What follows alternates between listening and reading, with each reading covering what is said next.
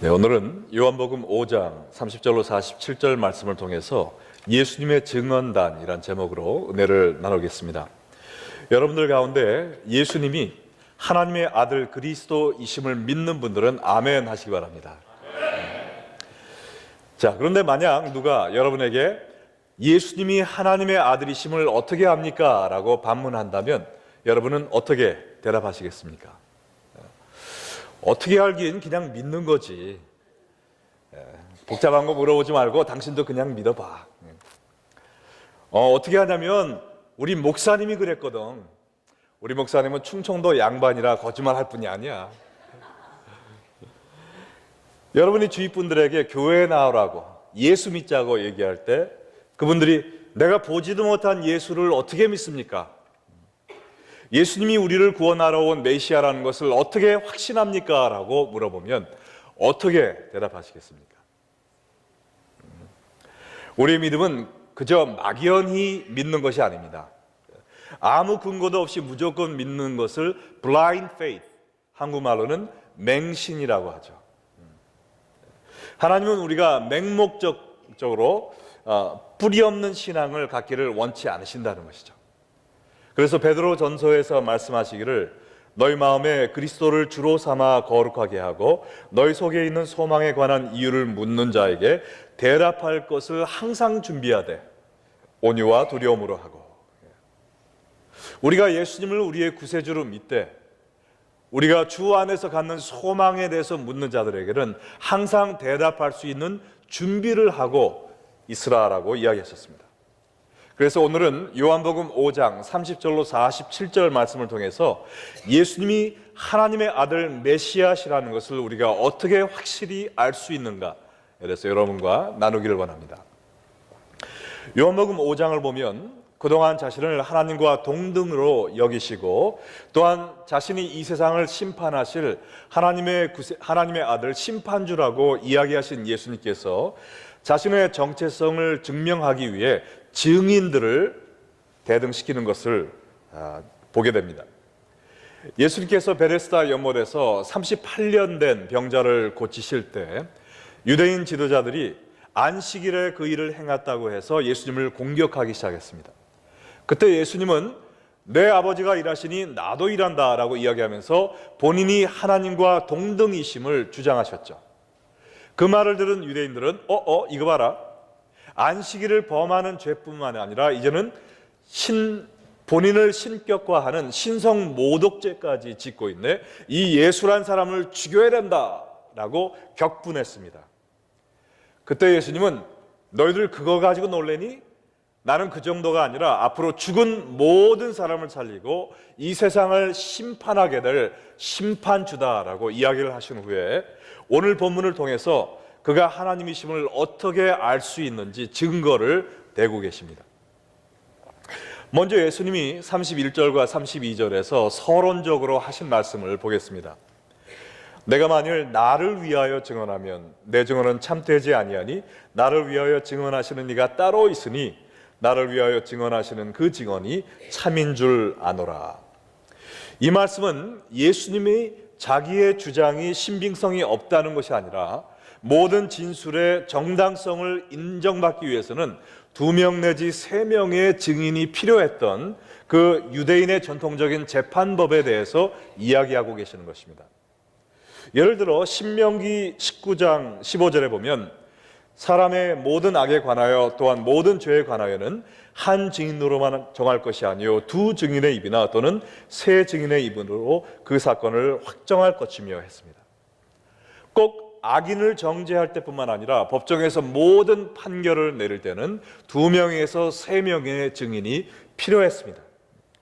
그래서 예수님도 자신이 세상을 구원하러 온 하나님의 아들이란 이 사실을 증명하기 위해서 사람들로 하여금 그 사실을 믿게 하기 위해서 지금 증인을 대도하고 있습니다.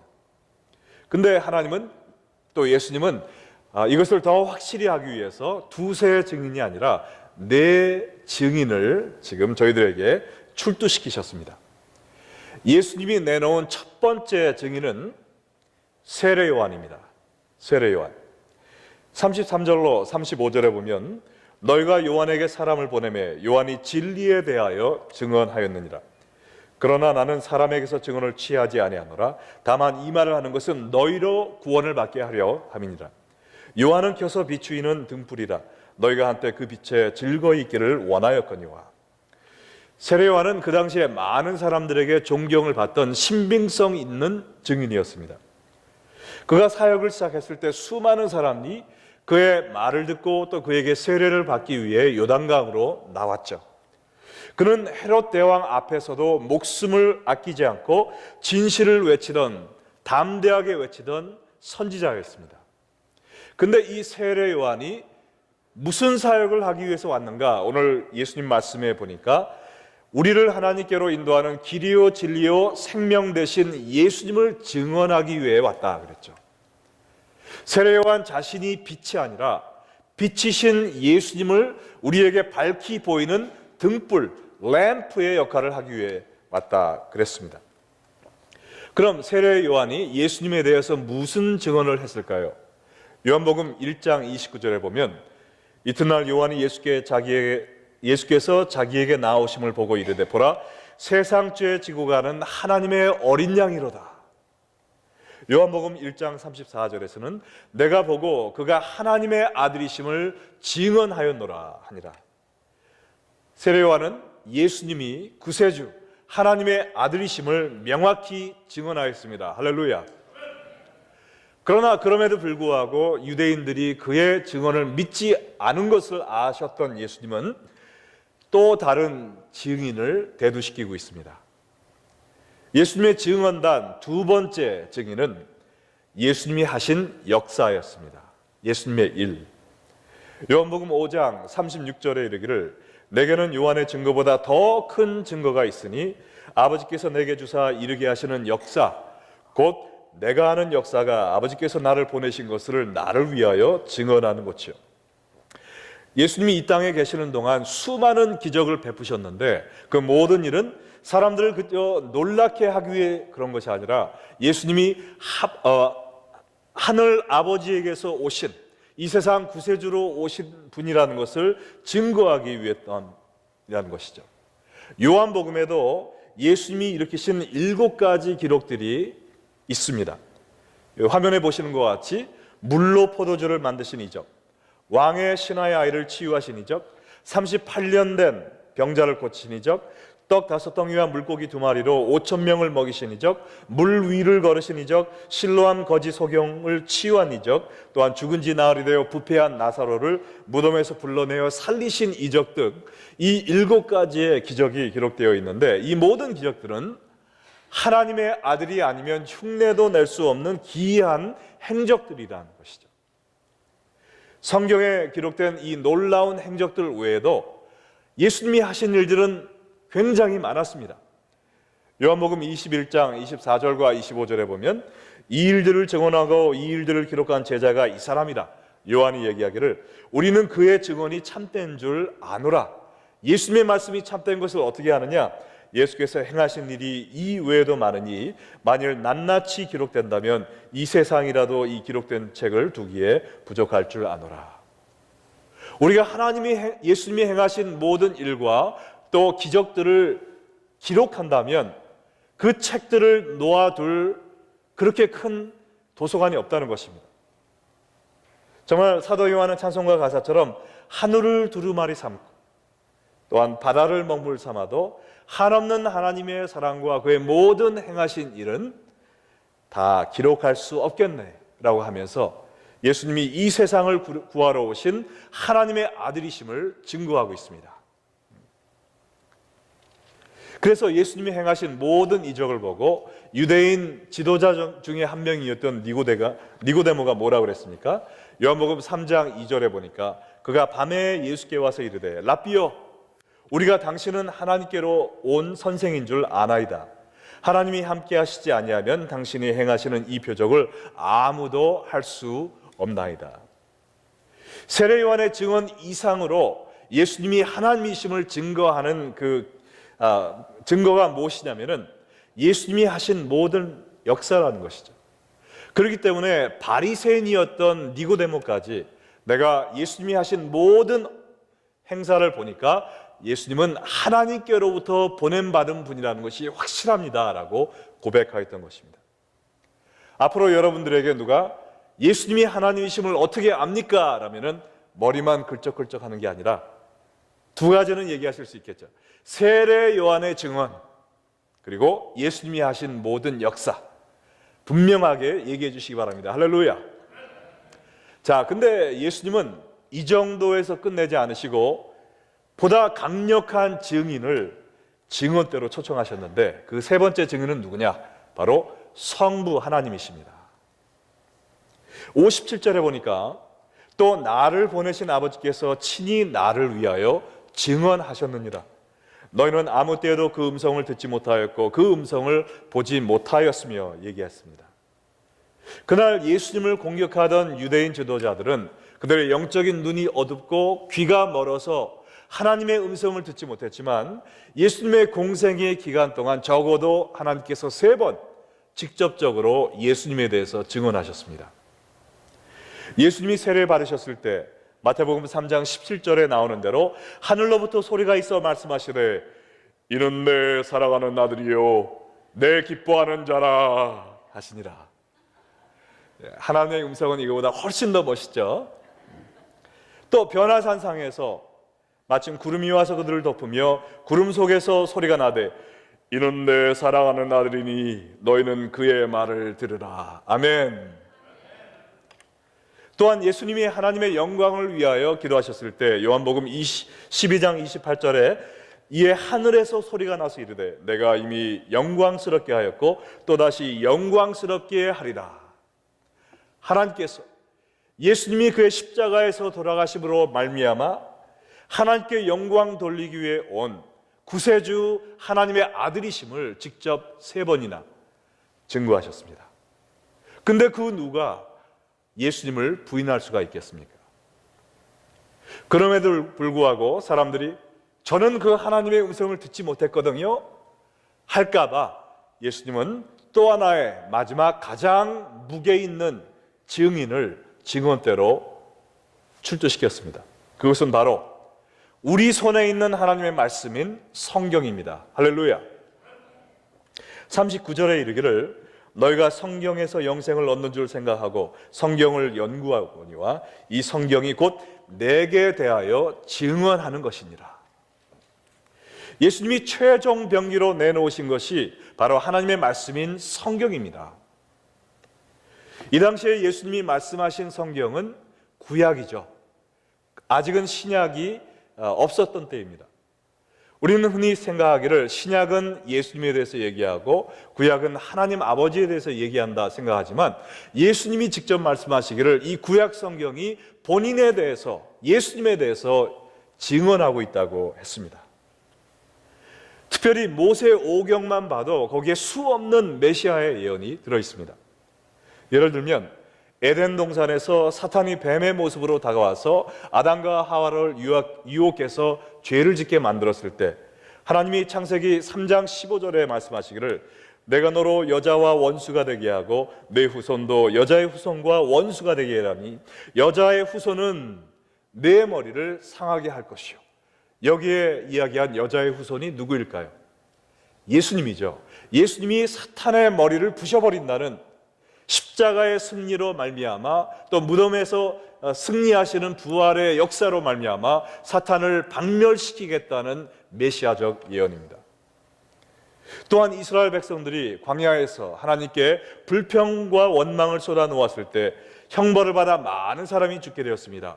그때 말씀하시기를 민수기 21장 8절에 보면 여호와께서 모세에게 이르시되 불뱀을 만들어 장대 위에 매달아라. 물린 자마다 그것을 보면 살리라. 나무 위에 매달린 불뱀, 이것이 누구를 의미할까요? 십자가에 매달린 예수님을 의미합니다. 근데 왜 끔찍하게 우리 예수님을 뱀으로 표현했을까요? 왠지 아십니까? 예수님은 하나님의 아들이시지만 십자가에 달린 그 순간만은 온 인류의 죄악을 담당한 죄인의 대표로 십자가에 매달리셨습니다. 하나님의 저주의 대상으로 우리의 온 죄를 뒤집어 쓰시고 뱀과 같은 저주받은 모습으로 나무 위에 달리셨던 것입니다. 광야에서 그 불뱀을 바라본 자들이 구원을 얻었듯이 십자가에 달린 예수 그리스도의 모습을 바라보는 자들마다 구원을 얻으리라라고 메시아적인 예언이 민수기에 적혀 있습니다. 여러분, 모든 성경은 예수님에 대해 증언하는 것입니다. 구약은 앞으로 오실 예수님에 대해서 얘기하고 있고요, 사복음서는 이미 오신 예수님에 대해서 얘기하고 있고, 또 온 신약 성경은 또다시 오실 예수님에 대해서 이야기하고 있음을 믿으시기 바랍니다. 근데 우리가 이 구약에 기록된 메시아 예언이 예수님의 삶을 통해 성취된 것이 얼마나 놀라운 일인지 깨닫지 못하고 있습니다. 그래서 여러분에게 통계학적인 수치를 사용해서 좀 이야기를 해드리려고 하는데, 우리 제자훈련에서 우리 같이 얘기한 내용인데요. 자, 8개의 예언이 한 사람의 삶에 성취될 확률이 어느 정도냐? 통계학 박사들이 이야기하기를 10의 17승의 1이라고 합니다. 여러분, 10의 17승이면 일자 쓰고 공자를 17개를 써야 되거든요. 그거 어떻게 읽는지도 모릅니다. 저는 누가 가르쳐 줬어요. 백경이라고요. 백경. 예. 근데 영어로는 또 100 quadrillion이라고 하는데요, 우리는 감이 안 잡히잖아요. 너무나 숫자가 커서. 자, 그거를 좀 물질적인 것을 사용해서 얘기를 해드리면, 1불짜리 코인을 갖다가 텍사스에다 뿌리면, 텍사스를 그 10의 17승 그 숫자만큼 뿌리면은요, 텍사스가 덮일까요? 안 덮일까요? 텍사스를 다 덮고도 남는다. 예, 그래서 그거를 2feet로 텍사스를 다 덮을 만큼의 많은 숫자라는 것입니다. 그 많은 동전 중에 하나만 딱 엎어놓는 거예요. 그리고 그것을 맨 표면에 놓는 것도 아니고 속에 집어넣습니다. 그리고 여러분 중에 한 분을 눈 가리개를 한 다음에 단 한 번에 텍사스 전체를 2feet를 덮고 있는 이 동전 중 뒤집어 있는 동전을 찾아내세요. 그게 바로 10의 17승 중에 하나의 확률이라는 것이죠. 이것이 바로 8개의 예언이 한 사람의 삶을 통해 이루어질 확률입니다. 근데 구약에 명시된 메시아 예언이 예수님의 삶과 죽음과 부활을 통해 성취된 것이 몇 개인 줄 아세요? 8개보다 적을까요? 많을까요? 많죠. 8개가 아니고 100개 정도가 아니고 351개의 예언이 예수님을 통해 성취됐습니다.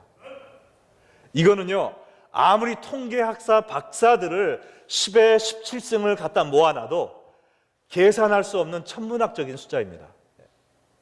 아무도 이게 우연의 일치라고 얘기하는 그 사람이 정신병자예요. 성경에 명시된 351개의 모든 메시아에 관한 예언들이 예수님의 삶과 죽음과 부활을 통해 성취되었다는 것입니다. 그리고 신약은 이 예수님이 다시 오실 것이다, 다시 오실 것이다, 다시 오실 것이다, 우리에게 수백 번 이야기하고 있습니다. 예수님이 다시 오실까요? 안 오실까요? 다시 오심을 믿으시면 아멘 하시기 바랍니다. 성경은 명확하게 예수님이 하나님의 아들이시고 우리의 구세주이심을 증명하고 있습니다. 근데 이거보다 더 놀라운 사실이 있는데요, 그 당시 유대 지도자들은 이 구약을 달달달 외우던 사람이거든요. 처음부터 끝까지 외우던 사람들이었습니다. 그럼에도 불구하고 예수님을 믿지 않았다는 것이죠. 구약에 있는 모든 메시아적 예언이 예수님을 통해 성취되었건만 그럼에도 불구하고 예수님을 믿지 않았다는 것입니다. 왜 그럴까요? 하나님의 말씀은 달달달 외웠지만 말씀의 하나님, 말씀 속에 살아계신 하나님은 만나지 않았다는 것이죠. The Word of God은 만났지만 The God of the Word는 만났지 않았다는 것입니다. 성경 전체가 예수님을 가리키고 있는데 하나님이 이 성경을 쓰신 그 뜻은 생각하지 않고 성경을 많이 공부하고 연구함으로 사람들 앞에서 자기의 지위가 높아지고 명예가 올라가는 그것을 위해서 성경을 파고 있었다는 것입니다. 요한복음 5장 39절로 40절에 보면 성경을 기록한 목적이 나와 있어요. 너희가 성경에서 영생을 얻는 줄 생각하고 성경을 연구하거니와 이 성경이 곧 내게 대하여 증언하는 것이니라. 그러나 너희가 영생을 얻기 위하여 내게 오기를 원치 아니하는도다. 이 성경은 우리에게 더 많은 지식을 주기 위해서 온 것이 아니라 전부 다 예수님을 가리키고 있습니다. 예수님이 오실 것입니다. 예수님이 오셨습니다. 예수님이 또 오실 것입니다. 예수님에 대해서 이야기하고 있지만 성경을 공부했다는 사람들이 이 예수님께 가지 않았다는 것이죠. 그러므로 구원을 받지 못했다는 것입니다. 이 바리새인들의 특징은 성경은 누구보다도 잘 알고 있었지만 그 성경이 가리키고 있는 하나님의 아들 예수님께 나아가지 않았다는 것입니다. 예수님을 만나지 않았다는 거예요. 그러니 하나님에 대한 사랑도 없고 그리스도의 영광도 강구하지 않고 오직 자신의 유익과 이득만 챙기는 율법적이고 가식적인 껍질만 남은 신앙인의 모습을 갖고 있었다는 것입니다. 그럼 결론적으로 오늘 이 말씀을 통해서 우리의 삶이 어떻게 변해야 되겠습니까? 우리의 삶에 적용해야 될 두 가지의 진리를 말씀드리고 오늘 말씀을 마치겠습니다. 첫 번째 진리는 이겁니다. 현대판 바리새인이 되지 말고 예수님을 만나자. 할렐루야. 과거 바리새인들이 저지른 치명적인 실수는 구약 성경을 우상화했다는 것이죠. 하나님을 섬긴 것이 아니라 그 성경 말씀 글자를 우상화했습니다. 그래서 법을 더 만들고 그거를 외우고 더 많이 알았다고 우쭐대고 성경을 읽고 외우고 베껴 쓰는 일에 전념했지만 그 안에서 예수 그리스도를 발견하지 못했습니다. 우리도 10년, 20년, 30년 교회를 다니며 성경을 공부한다 해도 종교적인 지식만 쌓여가고 말씀 안에 살아있는 예수님을 만나지 못한다면 우리는 헛수고했다는 것입니다. 현대판 바리새인이라는 것이에요. 성경의 주된 목적은 우리로 하여금 예수님을 만나게 하는 것입니다. 이 예수님을 만나야 우리 삶이 변하고 예수님을 만나야 우리가 구원받을 수 있습니다. 성경을 읽으면 읽을수록 우리는 예수님을 더욱더 사랑하고 예수님께 더 가까이 나아가게 하는 것이 성경이 쓰여진 목적입니다. 근데 우리가 성경만 집에 5권, 6권 쌓아놓고 예수님과는 담 쌓고 있다면 오히려 성경을 공부했다는 교만의 담을 쌓으며 예수님과 거리감을 넓혀가고 있다면 하나님이 얼마나 한탄하시겠습니까? 여러분, 별들을 관찰하는 천문학에 관심이 많았던 18살의 청년의 이야기를 제가 들은 적이 있습니다. 이 아버지가 별에 대해서 공부를 하는 이 아들이 너무나 기특해서 아주 값비싼 천체 망원경을 선물로 사주었습니다.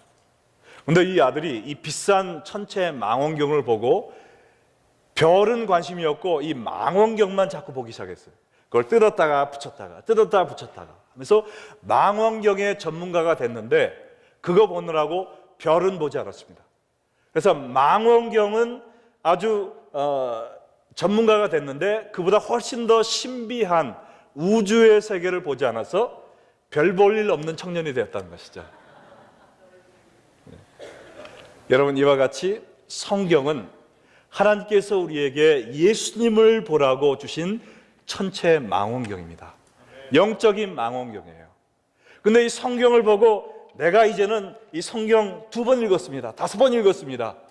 이거 다 외웠어요. 이제는 뭐 몇 구절 외웁니다 하면서 성경 공부 이거 했습니다. 저거 했습니다. 그러나 우리의 삶 속에 예수님의 임재하심이 없다면, 예수님의 모습이 우리의 삶에 보이지 않는다면 우리가 헛수고했다는 것이죠. 여러분, 예수님을 만나야 됩니다. 만약에 여러분이 오늘 이 예배를 통해서 내가 교회는 오래 다녔지만 성경에 대해서 많이 들었지만 예수님을 개인적으로 만난 적이 없습니다. 예수님 앞에서 내가 죄인임을 고백하고 주여 저의 삶에 들어오셔서 저의 구세주가 되시며 저의 왕이 되어 주시옵소서, 예수님과 인격적인 만남이 없으셨다면 오늘 이 시간 이 말씀을 통해 예수님을 만나는 여러분이 되시기를 주의 이름으로 축원합니다.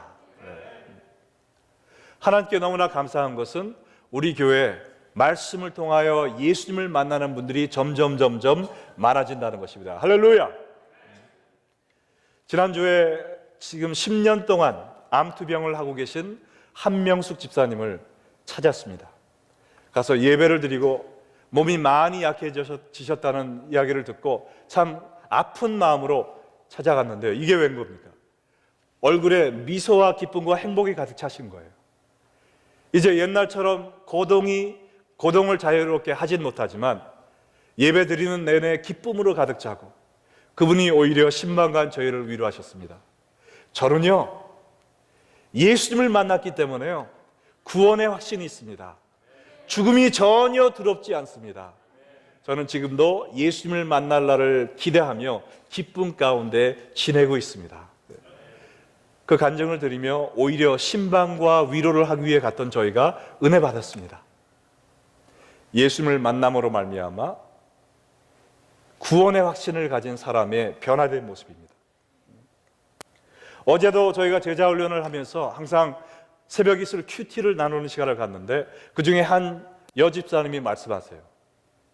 제가요, 교회를 평생 다녔는데 예수님을 90% 믿는 마음이 있었고 10% 의심이 들락달락했습니다. 근데 우리 교회에 와서 말씀을 듣고 성경 공부하며 제자 훈련하면서 이 10% 의심이 어느 날인가 싹 없어져 버리고 말았어요. 제 마음속에 예수님에 대한 100% 확신이 있어서 언제보다도 기쁜 신앙생활을 하고 있음을 인하여 하나님께 찬양드립니다. 할렐루야. 어제도 우리 주일학교 교사분들이 친목 저녁 모임을 가졌는데 거기에 어느 한 젊은 집사님께서 세 달 전에 예수님을 만났다는 겁니다. 그러면서 그 전에는 내가 나의 영광과 나의 만족을 위해 살았는데 예수님을 만나고 나서는 나의 온통 관심은 예수님의 영광을 위해 사는 것밖에 없습니다. 그랬더니 사람들의 나의 변화된 삶을 보고 아니 도대체 무슨 일이 있었길래 형제님이 이렇게 변했습니까? 사람들이 보고 물어옵니다 라는 참된 삶의 변화를 경험하고 계십니다. 할렐루야. 예수님을 만나면 우리의 삶이 변화됩니다. 우리의 인생이 바뀝니다. 여러분 가운데 교회 문지방만 밟고 다니시는 분, 성경은 알더라도 예수님을 모르는 분 계시면 오늘이라도 예수님을 만나셔서 참된 구원의 기쁨을 누리시기를 주의 이름으로 축원합니다. 두 번째, 마지막 여러분과 나누고 싶은 적용해야 될 원리는 뭐냐면요, 예수님이 하나님의 아들 구세주이심을 널리 전하자라는 것입니다. 오늘 말씀을 통해서 네 종류의 증언단에서 들으셨는데 사실은 그 예수님의 증언단에 하나의 더 강력한 증인을 우리가 포함시켜야 됩니다. 그게 누구냐? 예수님이 하나님의 아들 구세주이심을 믿는 바로 여러분입니다. 할렐루야. 사도행전 1장 8절에 이르기를 오직 성령이 너희에게 임하시면 너희가 권능을 받고 예루살렘과 온 유대와 사마리아와 땅끝까지 이르러 내 증인이 되리라 하셨습니다. 여러분이 예수님이 하나님의 아들이신 여러분의 구세주이심을 믿으신다면 여러분에게 성령이 이미 임하셨음을 믿으십니까? 그와 동시에 예수님을 증거할 수 있는 땅끝까지 가서 예수님의 증인이 될 권세와 사명을 받은 것입니다. 우리가 나 혼자 구원받은 것으로 만족하지 않고 이 사명을 완수하는 삶을 살아야 되겠습니다. 예수님의 간절한 심령을 가지고 예루살렘 사람들이 예수님을 영접하지 않았을 때 눈물 흘리며 예루살렘을 떠나신 그 아픈 마음을 가지고 한 영혼이라도 더 구원하기 위해서 복음을 들고 달려가는 여러분 되시기를 주의 이름으로 축원합니다. 여러분, 존 하퍼라는 목사님에 대해서 들어본 적이 있습니까? 20세기 초반에 스코틀랜드에서 목사와 부흥사로 사역을 하셨는데 시카고에 있는 무디 교회에 부흥회를 하러 오셔서 너무나 많은 은혜를 끼쳐가지고 그 무디 교회에서 3개월 동안 부흥회를 해주십시오라고 재초청을 받았습니다. 그래서 1912년 4월에 타이타닉 배를 타고 자기의 사랑하는 이 6살짜리 딸과 또 누이 동생과 함께 미국으로 향하고 있던 차에 암초에 걸린 배가 좌초되어 침몰하는 사고를 당했죠. 그때 이 목사님은 자기의 딸과 누이 동생과 함께 구명정에 올랐습니다. 그러나 보니까 아직도 구명정에 타지 못한 배와 함께 물속으로 빠져가고 있는 수많은 사람들이 그의 눈에 보인 거예요. 그는 그 순간 자기 누이 동생에게 6살짜리 딸을 부탁했습니다. 내 딸을 잘 길러줘. 예수님을 사랑하는 아이로 길러줘. 하고 그는 가판 위로 다시 올라갔습니다. 그리고 그 가판 위에서 두려움에 떨고 있는 사람들에게 여러분, 예수님은 우리를 구원하기 위해 오신 하나님의 아들이십니다. 이 예수님을 믿고 예수님을 영접하고 천당 가세요 라고 외치기 시작했습니다. 그들과 함께 손을 잡고 기도를 인도하고 주기도문을 암송하며 예수님을 영접시키고 그러던 차에 배가 점점 바다 밑으로 침몰에 들어갔습니다. 이제는 배의 자취가 보이지 않았어요. 이 목사님은 자기가 껴입고 있던 그걸 뭐라고 그러죠? 구명조끼에 의지해서 바다에 헤엄쳐 다니면서 지금 물 위에 떠 있는 그 차가운 물에 얼어 죽어가고 있는 그 사람들에게 형제요, 자매요, 예수 믿으십니까? 예수 믿고 좋아야 됩니다. 예수 믿고 천당 가세요. 복음을 전했습니다. 그러다가 어느 젊은 청년이 구명조끼도 입지 않고 나무 조각 하나에 연명하고 있는 걸 보고 그에게 헤엄쳐 갔습니다. 그리고 형제요, 예수 믿으십니까? 아니요, 저는 예수님 모릅니다. 예수님을 전파했습니다. 그리고 그 자리에서 구명조끼를 벗기 시작합니다. 나는 이미 예수 믿었기 때문에 지금 죽을 준비가 되어 있습니다. 그러나 형제님은 아직 예수 믿지 않았기 때문에 이 구명조끼를 입고 살아야 됩니다. 살아서 예수 믿으시고 나중에 천당에서 만납시다. 그 말과 함께 그 구명조끼를 전달해주고 차가운 물속에 빠져 들어가면서 마지막으로 외친 그 선언이 주 예수 그리스도를 믿으라. 그리하면 너희가 구원을 얻을 것이요. 이 말을 외치고 바다 속에 빠져 돌아가셨습니다. 지금도 무리 채플에 가면 이 존 하퍼 목사님을 기리는 기념방이 있습니다. 여러분과 저는 존 하퍼 목사님 같은 분이 있었기 때문에 오늘 예수님을 우리의 구주로 시인할 수 있는 축복을 받은 것입니다. 네, 여러분, 이제는요 우리 차례입니다. 여러분과 제가 이 복음의 바톤을 들고 그 다음 예수 믿지 않는 사람들을 향해 뛰어갈 차례란 말이죠. 그것이 우리의 사명인 것입니다. 남들처럼 더 누리고 더 기쁨과 더 쾌락을 그걸 위해 살 때가 아니라는 것이죠. 이미 다 누려봤잖아요. 좋은 거 다 먹어봤잖아요. 예수님이 언제 부르실지 모르지만 우리가 해야 될 남은 일은 예수님 잘 믿고 이 예수님을 남에게 이 복음을 전달해 줌으로 말미암아 더 많은 사람이 천국에 들어갈 수 있도록 쓰임받는 그거밖에 없습니다. 여러분, 예수님은 우리를 구원하기 위해 오신 하나님의 아들이십니다. 세례 요한이 증언했어요. 예수님이 하신 역사가 증언했습니다.